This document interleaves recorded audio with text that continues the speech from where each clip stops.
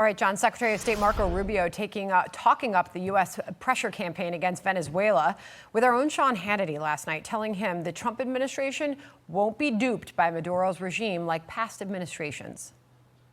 The problem is Maduro has made 5 deals with different parties over the last 10 years and has broken every single one of them. The Biden administration made a deal with Maduro. Maduro asked that his nephews, convicted drug traffickers, be released from U.S. prisons. He asked that his chief money launderer, his money man, his bag man, be released from U.S. custody before he stood trial.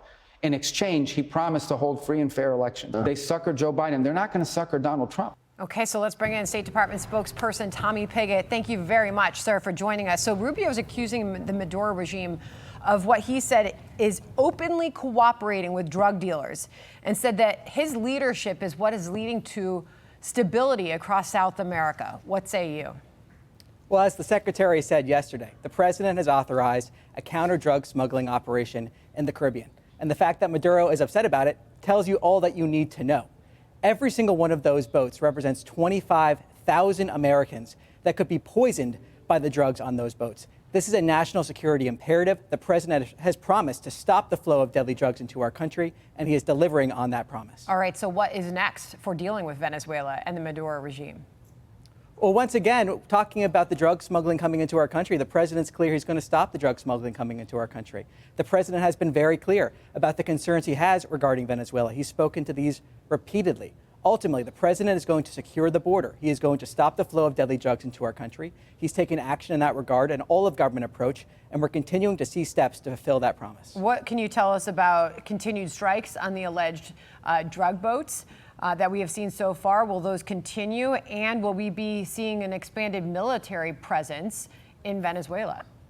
Well, I'm not going to preview actions from the Department of War here, but what I can say is reiterate the fact that 25,000 Americans could be poisoned by the drugs on every single one of those boats. The president is taking action to stop that. And it is an all-of-government approach. I can't stress that enough, including cooperation with our allies and partners across the region, deals to address the precursors of fentanyl, deportations in order to stop the flow of drugs into our country and secure the border, an all-of-government approach to address this. Tommy, what do you say to critics of the administration's actions, such as Jim Himes, the Democrat rep from Connecticut, who says there's no such thing as narco-terrorists? Listen here.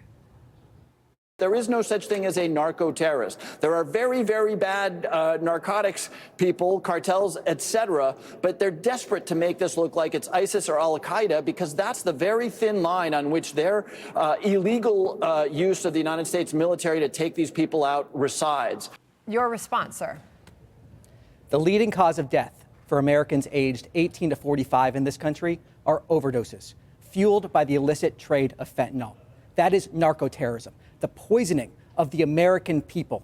Hundreds of thousands of Americans that have been poisoned by this illicit trade. We are going to stop this trade. We're going to stop the cartels that have followed these migration paths into our country. We're going to stop the flow of deadly drugs into this country. Tell that to the people that have lost loved ones because of this illicit trade, all of the Americans impacted.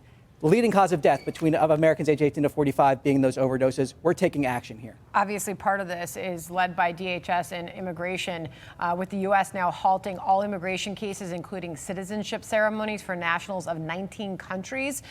What can you tell us about further action the State Department may take based on what we're seeing so far by the DHS?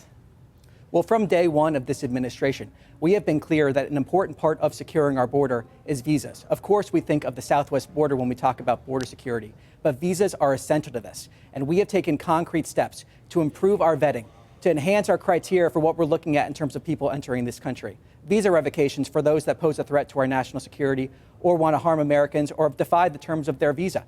We have been very clear that this is a priority for this administration. And the bottom line is this. Every visa decision is a national security decision. And those that are here on a visa that break our laws or violate the terms of their visa may see that visa be revoked. Tommy, we appreciate you joining us here on America Reports today. Please do come back. Thank you. Hey everyone, I'm Emily Campagno. Catch me and my co-hosts Harris Faulkner and Kaylee McEnany on Outnumbered every weekday at 12 p.m. Eastern, or set your DVR. Also, don't forget to subscribe to the Fox News YouTube page for daily highlights.